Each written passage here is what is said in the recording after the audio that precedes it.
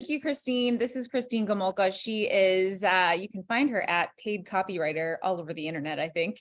And that's how I found her on YouTube. And then we started chatting and I was on her podcast and I just realized that she had a lot of great stuff to share. And so I wanted to bring this to the course and my students and just, see what we could learn from Christine about her experience as a copywriter, working for herself, making a full-time living as a writer. And so Christine, thank you so much for joining me. Yes, I'm so psyched to be here and excited to share some good info. Yeah. So can you just start off by giving us sort of the backstory of, how you ended up doing this at all, becoming a writer and working for yourself? Yeah, interesting story because even though I majored in English in college, I went into sales right after I graduated. So I didn't understand how you could make money as a writer. That was really the big thing. I just figured that writers were either novelists or journalists. I saw these traditional paths that I didn't feel I was capable of. I was living in one of the most expensive cities, New York City. I was in student loan debt, and I never had that safety net, I guess, to move back in with my parents after I graduated. So I needed to make money and I needed to make it quickly. And I got hired at a sales job, not even understanding what sales was. I was not a business-minded person. I was an English major. Like 1 minute I'm taking poetry classes and the next I'm on a sales floor wearing a headset with like a bunch of bros making 100 cold calls a day. So, I stayed in the sales profession for the majority of my 20s. And what's interesting is I was able to do the job. I did it well, but it was so soul sucking. It was horrible. I was in a very male dominated field, which was tech sales, creepy dudes left and right, dealing with all the BS. And just hating what I did, but feeling trapped because it paid well and it was helping me meet so many financial goals. I got myself out of student loan debt. I was supporting myself. I bought a car in cash. It helped me reach all of these milestones. So writing was pushed off the back burner.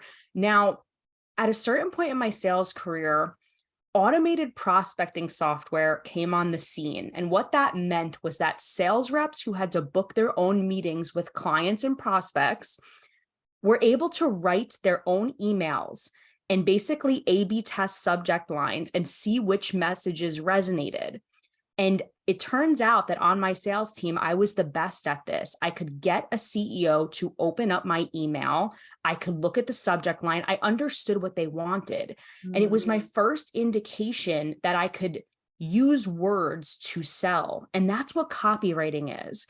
So fast forward, I wound up quitting sales because I was just so burnt out. I literally quit with no backup plan. I love your dog in the background, by the way.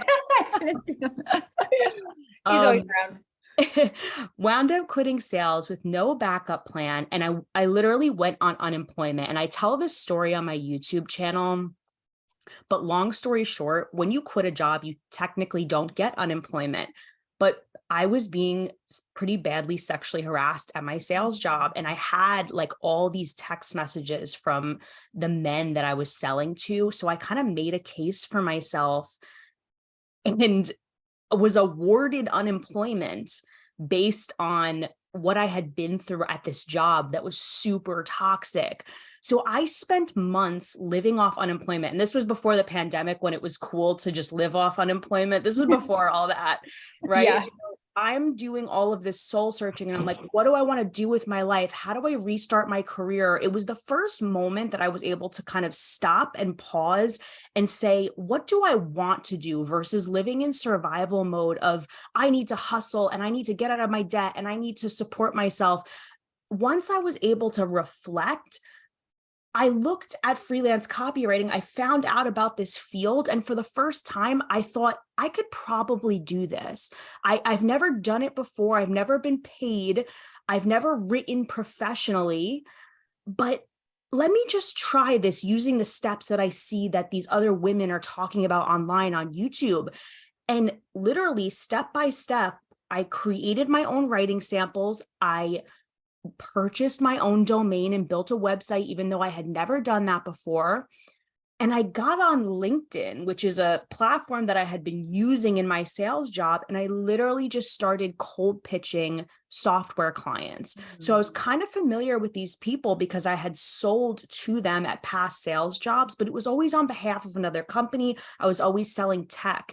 Now I was like, let me take those skills of like communicating, getting on calls, closing deals, and transfer it to actually selling my own services and becoming this writer and branding myself as a writer. And that's why I created paidcopywriter.com, is that that's the chasm.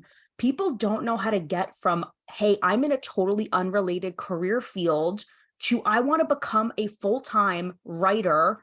I want to get paid well, and I want to work from home on my own schedule. But how the hell do I make that happen when I've never been paid to write before? So that's really where the title paid copywriter comes from, because it's like, it's not just about writing, it's about getting paid and getting paid enough to support yourself financially. And I teach writers now the outreach skills, or cold pitching, or letter of introduction, whatever you want to call it. I teach writers how to market themselves and cold pitch and get in the door with those clients. And then from there, it's just a snowball effect, but you have to get that first client. And that's what I focus on. And also great job on that URL and getting all those handles. That's so good. Like I can't believe that wasn't taken.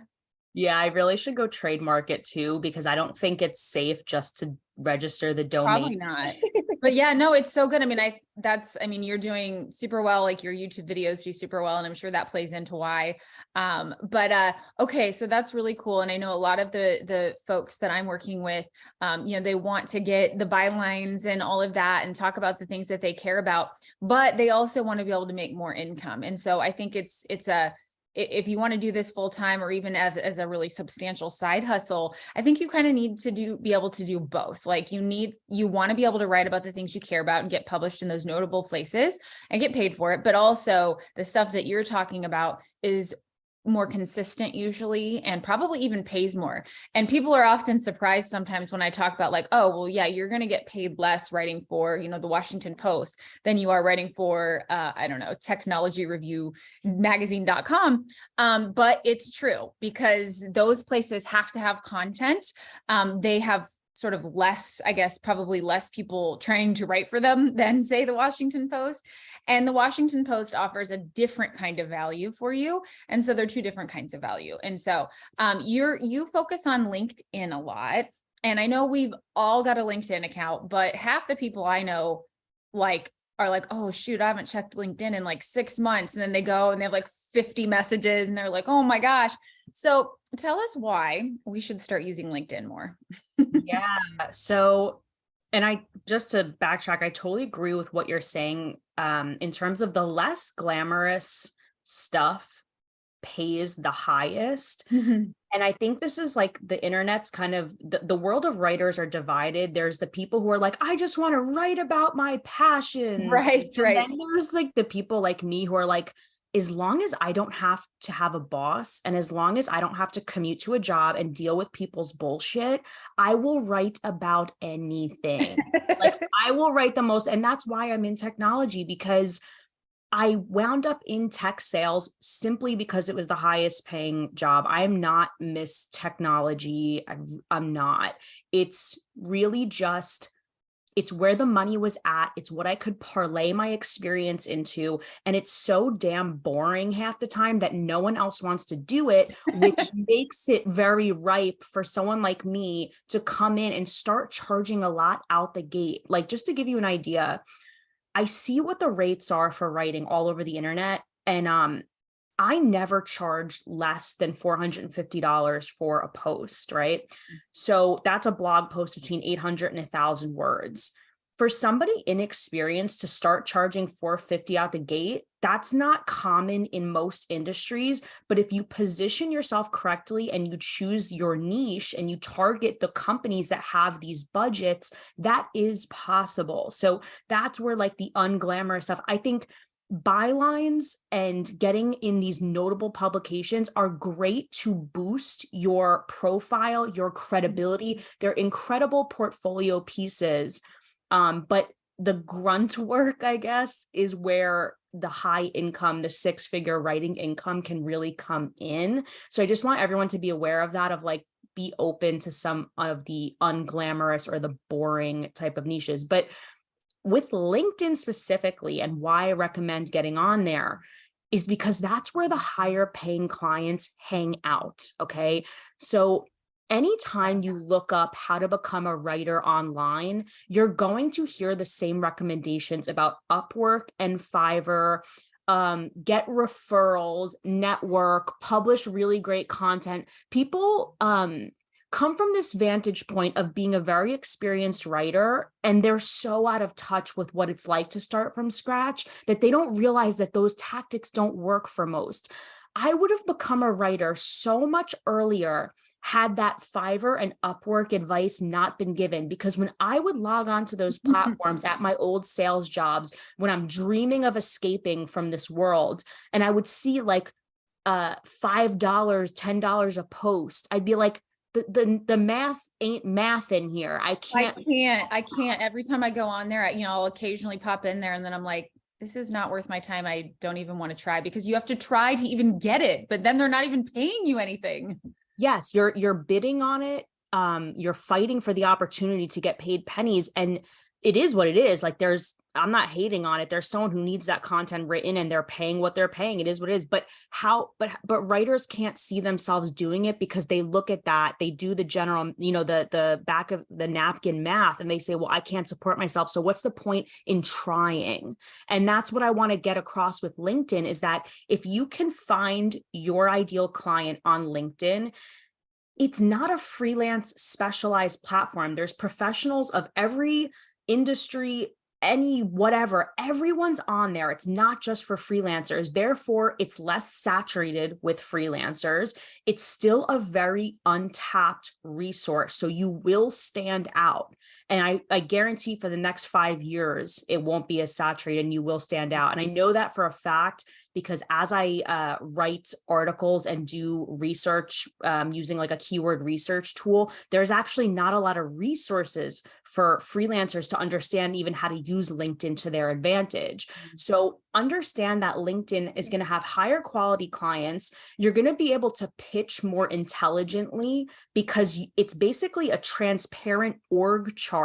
You can see who is in what position, what they do, and what they care about. Like, I know, Ericka, you talk about personalizing a pitch and making it relevant and tailoring a pitch to get somebody's attention. Right. When you find those clients that are really like self-promoting themselves and talking about what they care about, everything's right there. And you can message them on the platform, so you don't have to hunt down an email. So I built my entire business using that platform, even though my network wasn't necessarily relevant. Like, I had used it for this past sales job.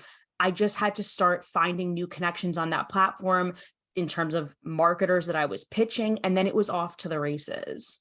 Yeah. And also, I think you're talking about like, you're ready to go, like, I'll write technology, even though it's not my passion, but on LinkedIn, you can figure out what is your passion, like what maybe organization or business that you love and you want to support that work that they do. You can pitch yourself to those kinds of people if you want to have something that has like more meaning to you. And I will tell you, I've had several positions that I've worked for in the past where a lot of times jobs are not advertised. A lot of times companies and businesses, they are looking sort of inside their own networks and people that they know before they're posting. Because once you post a job online, it's just like an influx of like garbage resumes, and it's so much work for the employer. So even if something doesn't say it's hiring or they're looking for anyone, you can still pitch them. I've gotten like one of my real jobs that way. I did. And then I actually just recently picked up a really big client by doing that. I had known someone in the company. I was like, hey, are you guys looking for anything? And it turned out they were. And they're like, oh, I'm actually so glad that you emailed me, because we really need this. And are you interested? And I'm like, wow, I didn't expect that much of a response, but you just never know. And even if they aren't, even if it's like, they're not at the moment, you are now in their mind for when they do.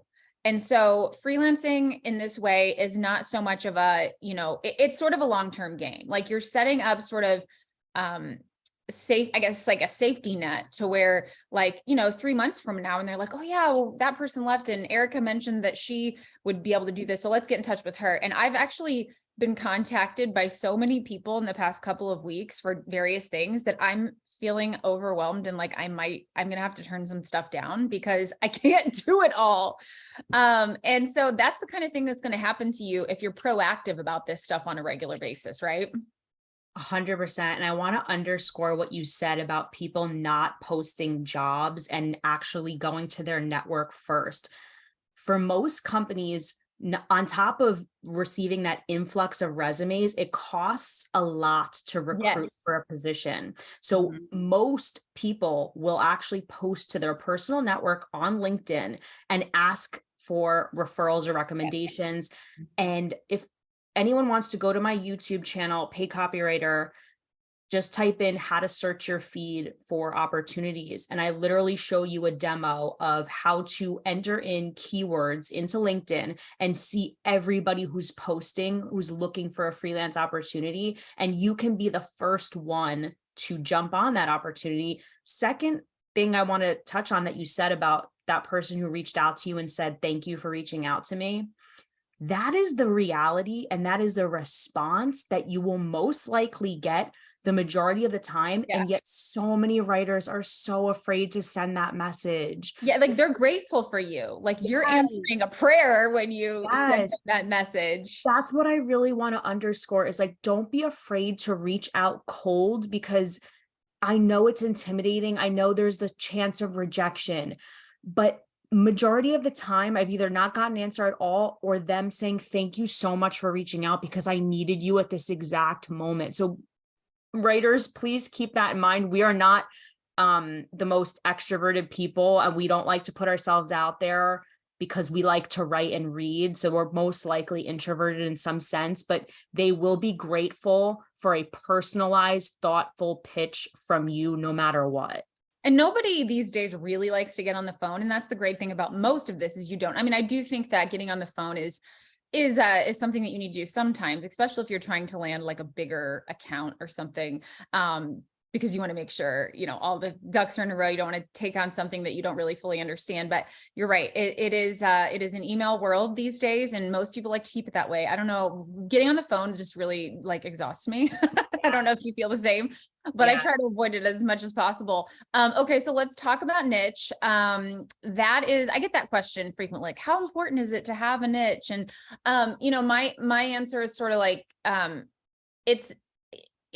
don't know about importance, but it's going to make your life easier if you have one, because when you have a niche, it becomes much easier, to write about it, because you begin to like obtain all this knowledge, become an expert, truly an expert in the subject matter. For me, it means you come up with ideas more easily. Like if you see something in the news about it, you're like, oh, I could write about this. And so it just becomes second nature, and then you're faster at it, and then you can make more money doing it. And so what do you have to say about niche? How long do you have? This is a hill I will die on. Like I will die on this hill. And this is highly debated in the writing world, because there's some writers who really don't want to pigeonhole themselves and they think that they'll get boxed in, which I do understand. However, you do need to specialize even if you have multiple specialties. Right. It's really hard to get people's attention in today's day and age.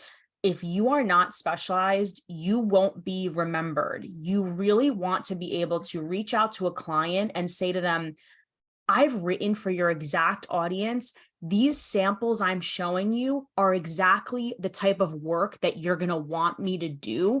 Just imagine, how much more compelling that is than someone who's saying, hey, I've written SEO blog posts in 15 different subjects. I'm sure I could probably take a stab at yours. That's not very compelling. You can command the highest rate only when you are an expert. Yes. There's a reason why the back of your insurance card, your general practitioner has a $15 copay, and then you go to an ear, nose, and throat or whatever, and it's all of a sudden $45. Specialists get paid more money. That's just Mhm. Such a bottom good line. point. If you want to do multiple subjects, go for it, but make sure you commit to those multiple subjects and that you have kind of these, make it as easy for your client to understand what you do, who you do it for, and organize your online presence in a way where they can take one look at your profile, your presence, and see, oh yeah, she can probably write for me because I seen she done this and that. If that makes Yeah, I mean, even myself, like just thinking of, I mean, I don't hire people for that, but just when you see something or you're like, oh, how credible is this person? Like if maybe you see somebody's quoted in a newspaper or something and you like look them up, like you can immediately go, oh yeah, they're legit, or they are, I don't know who they are. Like there's nothing coming up here. And so it's very easy to tell just like personal understanding of what that is. And the other thing is that for me, at least in my, field where I'm writing about, faith, culture, politics, all those things, I have publications that will come to me because they'll be like, oh, we need, this is going on in the news. We need someone to write about this. And they will go, hey, can you write about this? Because they know that I've written about these topics and they know I'm good on it. And so you become a sought after person. Just like, you'll hear like, oh, you need to go to like so-and-so who's like, that he's known for like scoliosis surgery or whatever, like you were saying. And so you build up your reputation and you want to be that person that your name comes to the top of people's minds. And since I, like, for example, I think I've probably told this story in some of my lessons, but, I worked in, social media strategy for Congress back in the day, and have worked in social media strategy for some big organizations and think tanks. So when I sort of left that world, I got all kinds of job inquiries, people wanting me to apply for jobs and work for them because I was just like, oh, Ericka, she's known for this. And so it was just very easy. I've never had a hard time finding a job because my reputation has always preceded me. It's so powerful. And especially in today's world where there's so many people clamoring for everyone's attention, if you can be memorable, it's a miracle. And being memorable requires you to kind of be repetitive, to do something and become really good at something. Like even with our conversation, Ericka, like I know you're a faith-based freelance writer and there's not many, people like that. So I'm always going to remember that's exactly what you do. And any opportunity that comes to me or whatever, I'm going to remember Ericka. So if you can establish yourself that way, it's the best brand building. Well, yeah. And it's just that, the whole, I mean, there's so many pieces to what you could do. I mean, I think networking is another piece of it, just making those connections within the industry. That's helpful too. And like, keeping the word out there, like, hey, if you have anything on this, like I'm here. So just remember me. Okay. So the last thing I wanted to talk about for today's interview is AI. Now it seems like in the past, I feel like it's been like 3 months. It's just been everywhere. I mean, I'd heard it, here and there, but then all of a sudden it was literally everywhere. And people are a little nervous about it and all of that. And I know you've done a lot of work on this. You've talked about it. And so tell us why we don't need to be afraid. Yeah.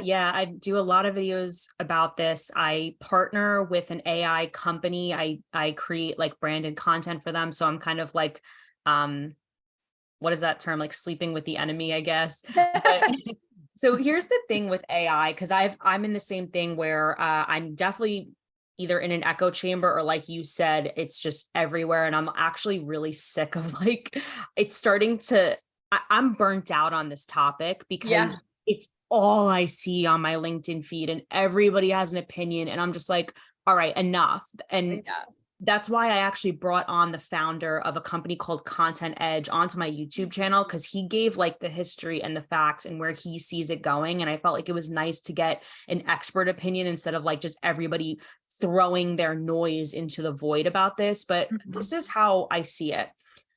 We have to be using AI in our freelance writing business, or else we're not going to get as much done. And we're not going to make as much money, because when you're really taking on a lot of work, you need to do it efficiently. That's really where the niche for me has always come in, because writing on the same topics allows me to write faster. And I don't think people like to think about writing that way because they're like, it's artistic and I need to be inspired. It's not.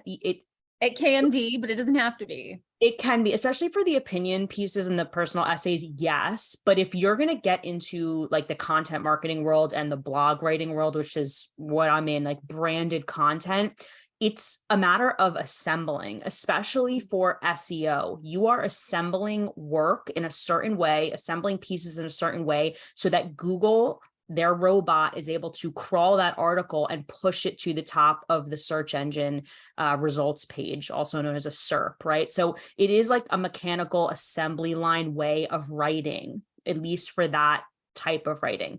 AI helps you write so much faster, whether it's doing the writing for you or whether it's giving you the ideas or whether it's assisting you from a keywords perspective. So we have to be using this to become faster. And I get some like hate comments on social media of like, well, you're not a writer then. And it's like, that's the equivalent of saying that because I don't look up spelling in a dictionary that I'm not a writer. Or like using calculators for math, right? Yeah, like I should be using an abacus, I guess, still. Like I have one of those right here for my kid. It's a good decoration. No. Yeah. But we're using the tools that are given to us. Now, the second part of this conversation is how to make sure that it doesn't take over your job and replace you. There's a huge ethical conversation. I think the best use of our brain and our energy is to focus on how we can pivot and adapt versus, oh my God, is this going to replace us?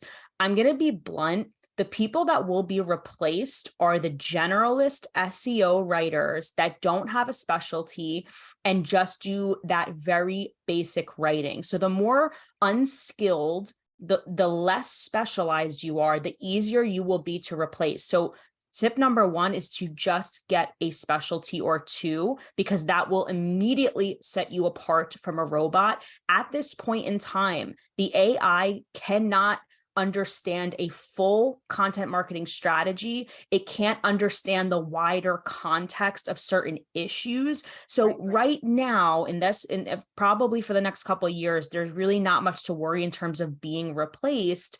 I really just think that it's a matter of, are you able to communicate to your client or whoever you're writing for that you have a deeper understanding of their business goals? Because somebody is always going to want a partner in their business, somebody who helps them reach their goals. You're not just a writer. If you can understand that, you will never be replaced. If you just say, no, I'm just the person who puts the words on the page. Well, now a robot can put words on the page and you can't do that anymore. So you have to think of ways you can provide value to your client, even if it's sending your client an email saying, hey, I saw that you guys just published that podcast interview. I think that would be great to create a blog post. Like, why not, repurpose that message and distribute it in other ways? Just by sending that email, now you're a business partner and you're someone who's looking out for their business, and a robot can't do that. It's sort of the strategy component.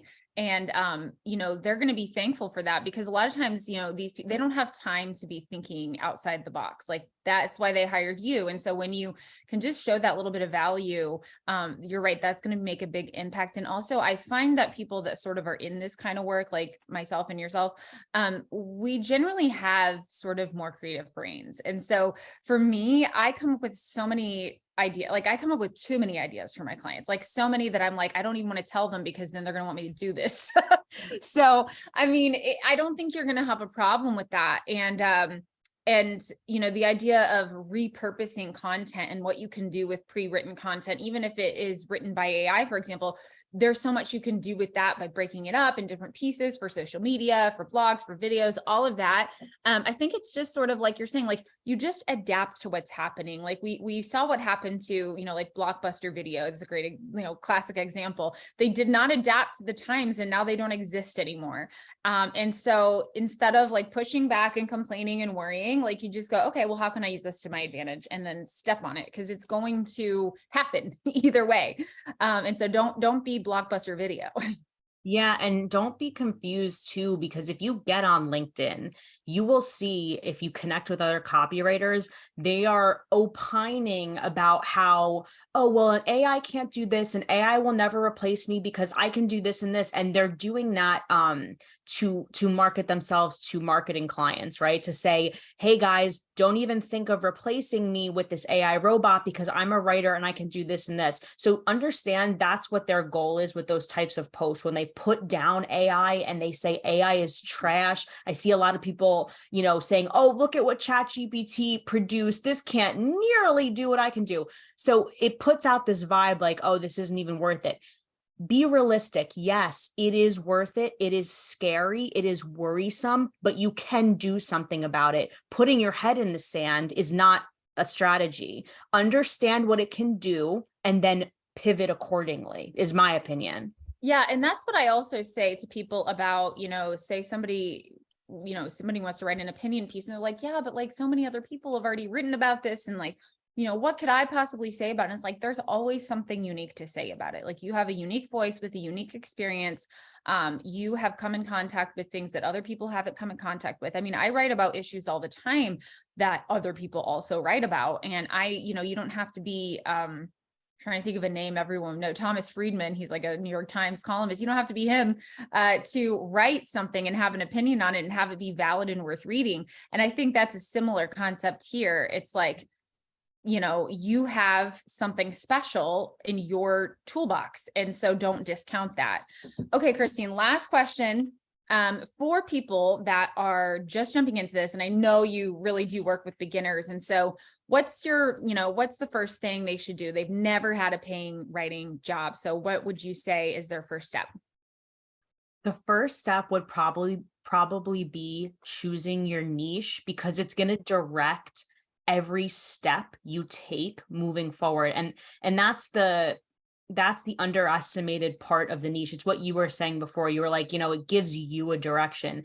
But that's so key, because if you just jump into this willy-nilly, you're going to be pulled in so many different directions. There's going to be so many different jobs you want to bid on, so many opportunities, so many publications. But if you write on 2 to 3 different topics, think of the direction your actions are going to have. So once you choose your niche, then you're going to want to create your online presence around that niche. And when I say online presence, I mean your website, your LinkedIn portfolio, your LinkedIn profile and your portfolio. So that would be step one. I don't want to overwhelm with like a ton of steps, but Yeah. like you have to set that foundation, because it's going to dictate how you market yourself. Mm-hmm.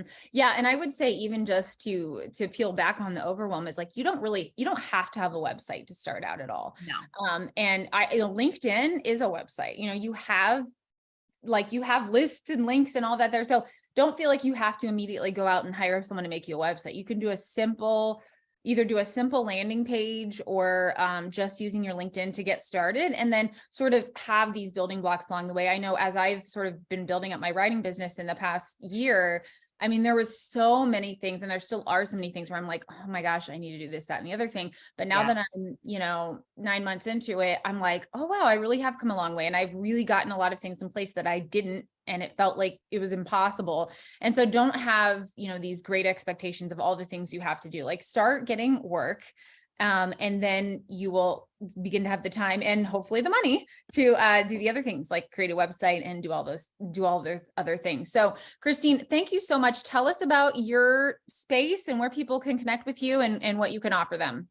Yes. Paidcopywriter.com is where everything is compiled. I think the best way to get started with me anyway is downloading my free guide. It's called like LinkedIn for Freelancers, and it basically just gives you those first few steps of how to optimize your LinkedIn profile. I talk a little bit about my story and how I got started, and it's just a cool free resource. So that can be found at paidcopywriter.com.